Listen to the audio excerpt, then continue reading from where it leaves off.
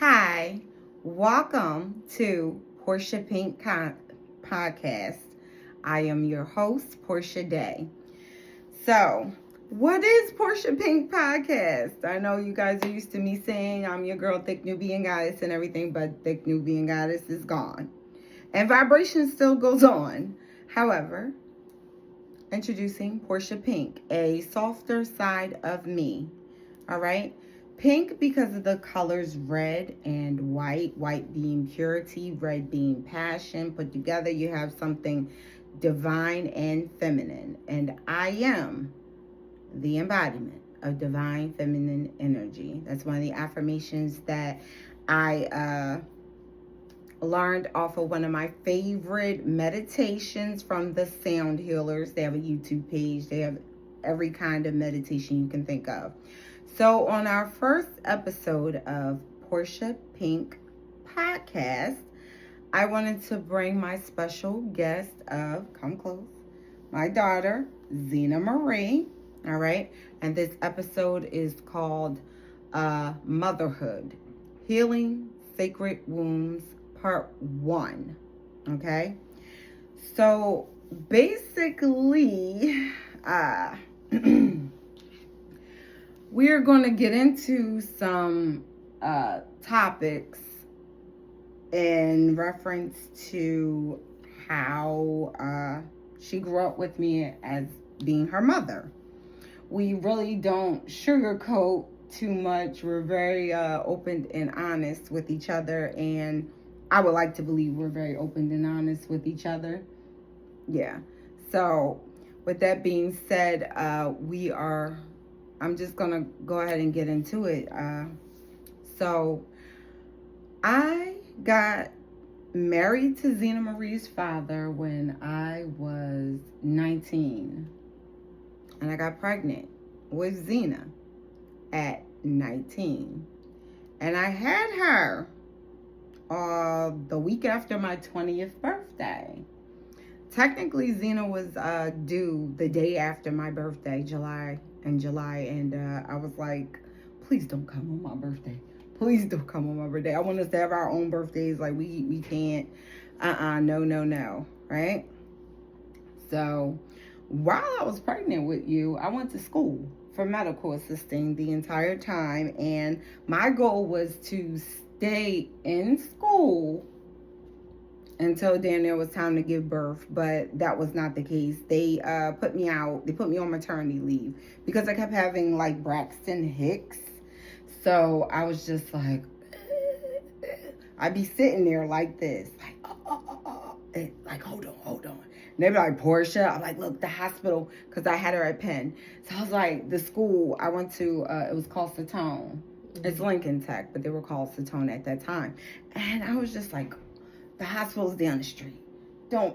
If my water break in here, so what? The hospital, I was determined. I really thought I was going to get up to all my modules pregnant with you, but that did not happen. They put me on maternity leave. Yeah, it was funny. So, basically, I went to school pregnant with you, and then, after I had you, life started lifing, meaning marriage life wasn't as good as I wanted it to be. They got divorced. Yes, we got. Well, dang. Okay. What we got? Just say what it is. Yeah, we got divorced. But before the divorce, there were how can I put it? While I was married, I don't know if I ever told you this. Told me what? That I was dancing while married.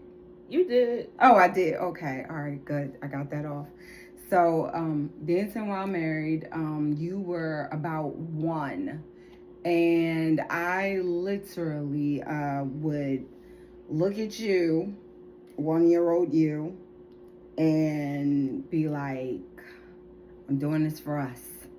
And then go and get out the car and go. I mean, there was a lot of arguing, of course, but I can honestly say that I just looked at it as I had to do what I had to do. And that's really how I looked at it. I had to do what I had to do. I'm not perfect. There's no such thing as perfect. I never put you in. I would like to believe that I've never put you in harm's way. So I did what I had to do, and I was pretty okay at doing it. So, I mean, any questions for me though, Zena Marie? Anything? I mean, there's this one. Okay. The ladybug. Okay, what's the question? That's a spiritual sign, seeing a ladybug. That's a good thing. Was there any moment in time where you tried to purposely hurt me? No. Okay. No. Okay. No. Okay. Now, that was my only question. You sure? Yes, because like I really couldn't think of anything else. We don't. Because we talk. We talk now. You don't think we talked then? Not as much. I think we were not. We weren't really like opening up. I feel like after we experienced like the same thing, we started opening up a lot more towards each other. It felt safer to do so. Was there a time where I ever made you feel like you couldn't open up to me? High school. Really? In high school? I thought I was a poppin' mom. I mean, you was cool. I just couldn't tell you stuff. Like what? A lot of stuff.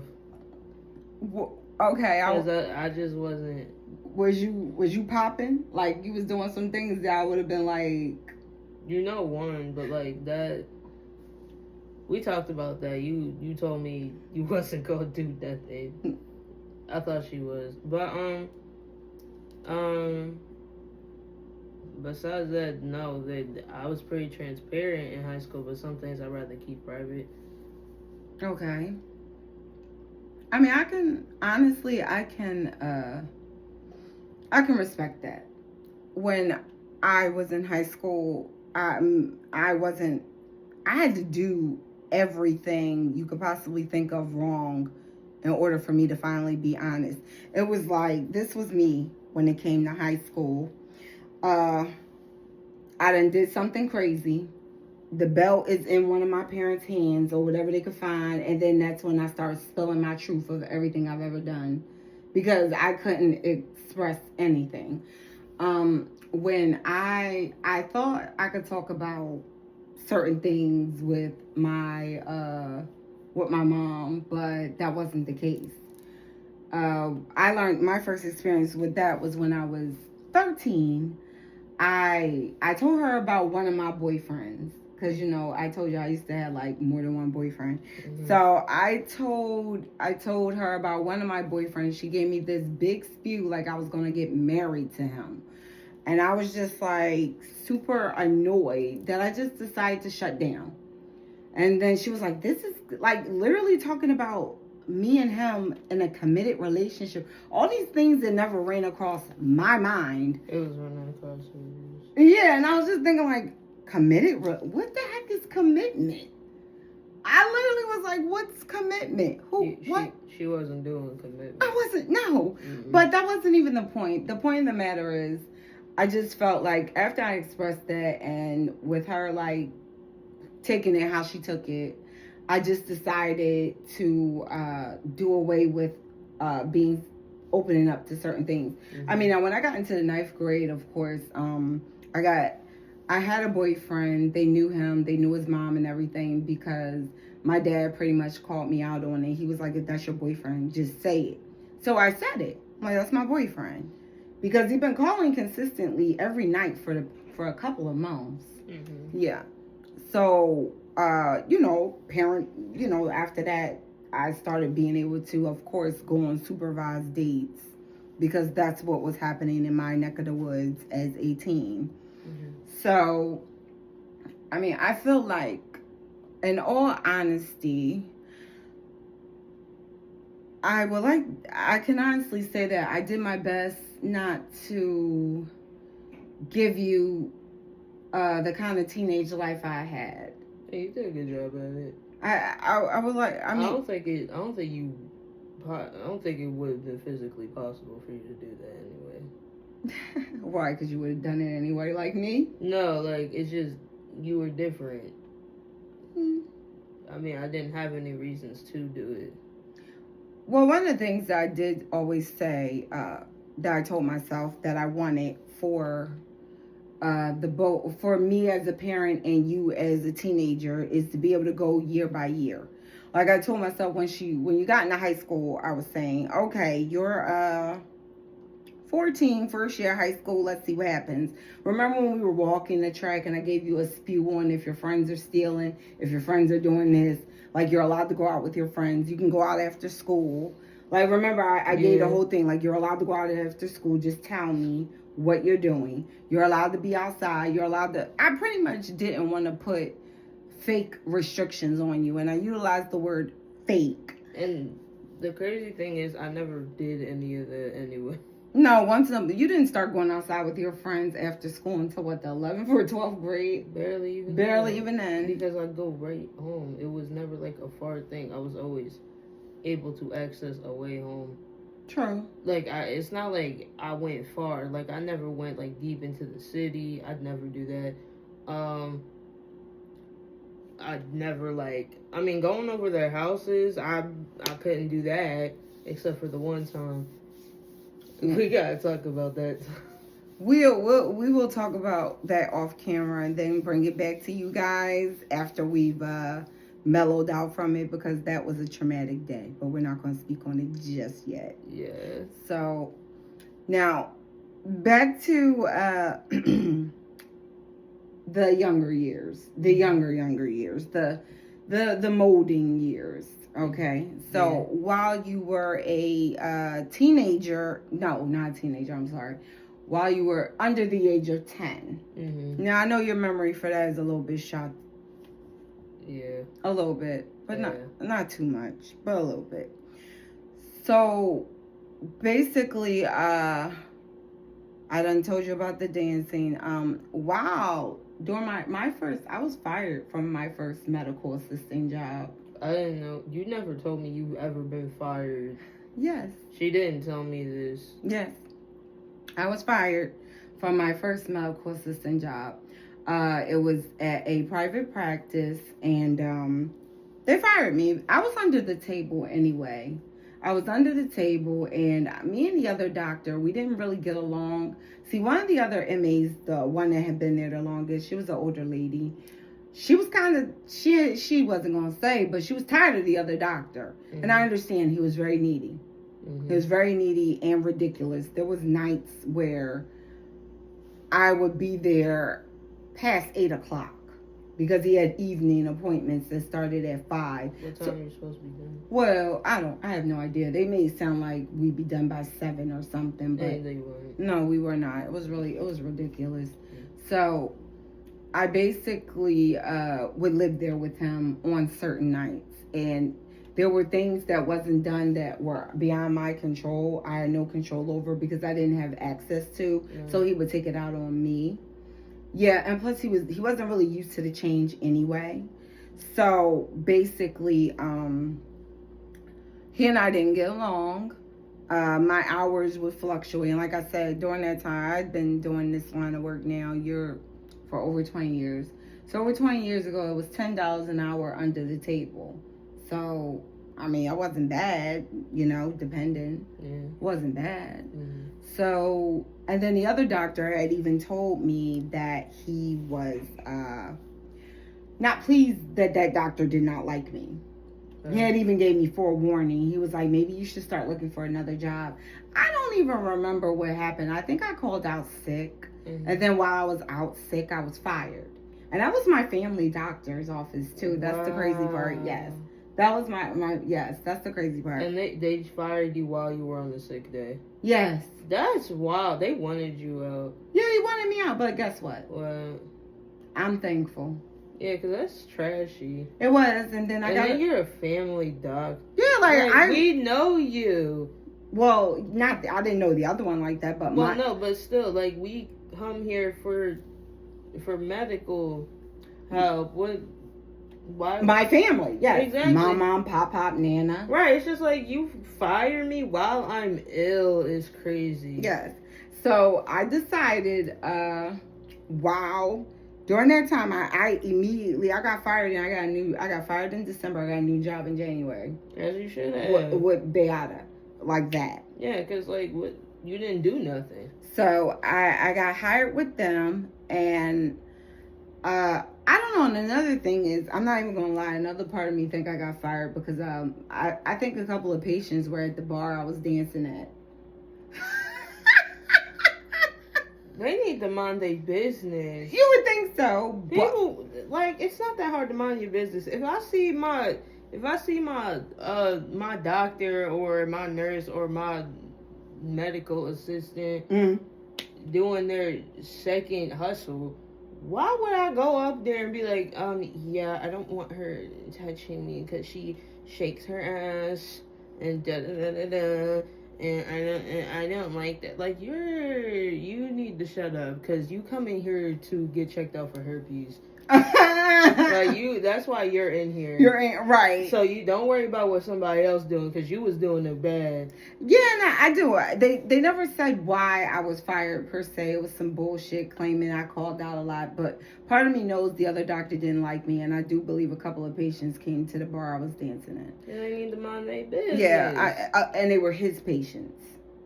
Of course. Yeah, that's what that explains too much. Right. He was probably crap talking you while he looking at their hemorrhoids. Probably. Like, yeah, I don't like her either. Like, and while he all up in their buttholes, you're like, yeah, I don't. I wasn't messing with her either. Like, I knew something was wrong with her. Right. While they spread eagle. Oh, gosh. So, I mean, as you being my daughter and you knowing that my background is, you know, a little bit on the wild side, because like I said, yes, we got a divorce. I mean, you were supposed to be in the club. He was in the club. I stayed in the club. Yeah. I stayed dancing off and on for a long while, actually. When did you, like, officially stop? I said I officially stopped during COVID. Oh, right. Yeah. So it's been, like, 5 years? Now, yeah. All right. Yeah, since I've, like, officially stopped, because I just always looked at it as, I liked it. Well, yeah, it's free. Yeah, I liked it. It's sexual freedoms. Sexual freedom, and I didn't like it. I liked it, and I didn't like it. Why didn't you like it? Well, there were things that I did not like when there's certain energy. I got you. Like certain male energy that you could tell that they could go left or right, depending on how you want to play it in an unsafe way. I got you. Yeah, like. Yeah, it's always something about that. People die doing that. No, and that's scary. It is. It's just like, I'm just here to dance. Well, I knew a girl. She was murdered by her boyfriend. Yeah, she was a dancer. He murdered her. Took her away from her children. Damn. Yeah, and then there was one time when I actually worked with girls who were barely even 18. Oh. Yeah, they were runaways. It's all kinds of stuff. And being in that and knowing that you were at home and that you were barely, you're a baby. And I was just always thinking like, okay, I'm doing this based on because it's quick. I like the hustle. It's quick. In a couple of hours, I can go home compared to working 8 hours. Right. Even though I did both because, I lied and told everybody in the house that I was a dancer to dance. No one knew. I finally came out and said, yes, I'm a dancer. Because I think it got around, like I said, I picked one of the craziest places to want to be a dancer. And I mean, hey, it made the money though. It did. And I think one of our family members told my dad because he saw me. But he didn't. No. But he never told me that he saw me. So and I didn't see him. So I think that's how that went about. Yeah.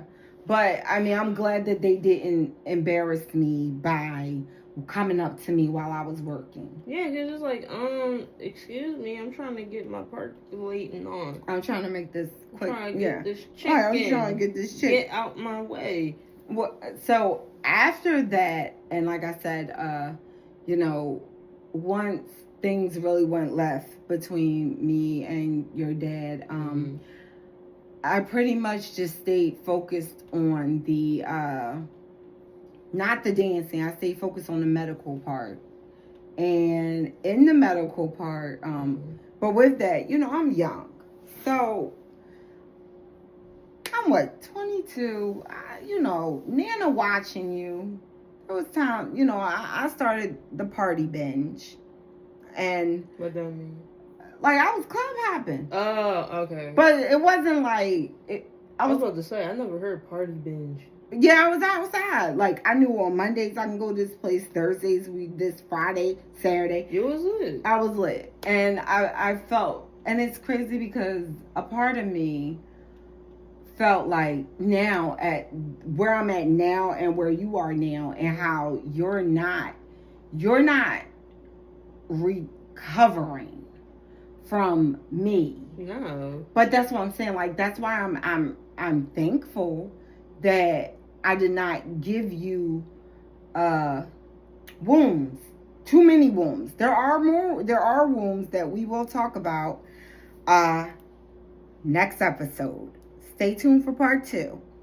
And again, I am Porsche Day, your host of the Porsche Pink podcast.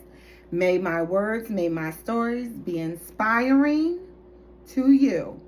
And don't forget, I forgot to bring it over here, but let's not forget I am an author. So, and I just love to write urban fiction, urban drama, you know, to touch my people with relatable stories. The link will be below. Mm-hmm. You know, give it a whirl. And thank you. Tell them that name. What's the name? My name is Porsche Day. Are you talking about the book? Yeah, the book. Oh, I'm sorry. Good. Duh. Yes. So my first book, because part 3 is coming out next summer, The Diary of a Former Sex Addict. Mm-hmm. It is not about me. Before we even go there, but that book get crazy. It's great stories. You never know, and thank you. Until next time, stay tuned. Later. Bye. Okay, then I'll end this.